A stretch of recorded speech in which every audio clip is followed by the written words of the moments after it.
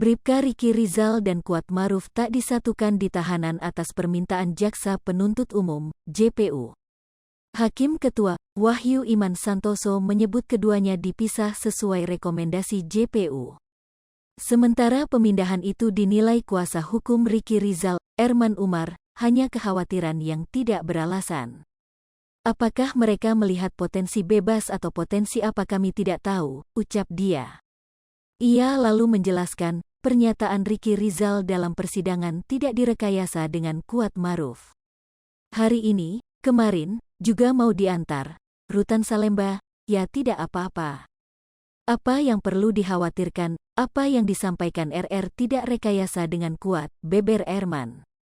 Sebagai informasi, Riki Rizal dan Kuatmaruf didakwa melakukan pembunuhan berencana terhadap Brigadir J bersama dengan Ferdi Sambo, Putri Chandrawati, dan Barada Richard Eliezer alias Baradae. Seperti diketahui, meninggalnya Brigadir Yosua awalnya dikabarkan setelah terlibat baku tembak dengan Baradae pada tanggal 8 Juli tahun 2022 lalu. Brigadir Yosua dimakamkan di kampung halaman, yakni Sungai Bahar, Jambi pada tanggal 11 Juli tahun 2022. Belakangan terungkap bahwa Brigadir Yosua meninggal karena ditembak di rumah dinas di Duren 3, Jakarta. Dalam perkara dugaan pembunuhan berencana, Brigadir Yosua menyeret Ferdi Sambo yang merupakan ex-Kadif Propam dan istri, Putri Chandrawati. Kemudian Bribka Riki Rizal, Kuatmaruf dan Barada Richard Eliezer sebagai terdakwa. Para terdakwa pembunuhan berencana itu didakwa melanggar pasal 340 subsidiar pasal 338 KUHP junto pasal 55 ayat 1 ke 1 KUHP dengan ancaman maksimal hukuman mati.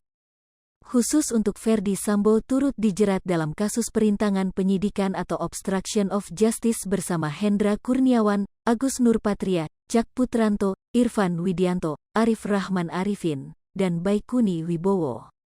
Dalam kasus obstruction of justice tersebut mereka didakwa melanggar pasal 49 junto pasal 33 subsidiar pasal 48 ayat 1 junto pasal 32 ayat 1 UU ITE nomor 19 tahun 2016 dan atau dakwaan kedua pasal 233 KUHP sub sidair pasal 221 ayat 1 kedua KUHP junto pasal 55 ayat 1 ke 1 KUHP.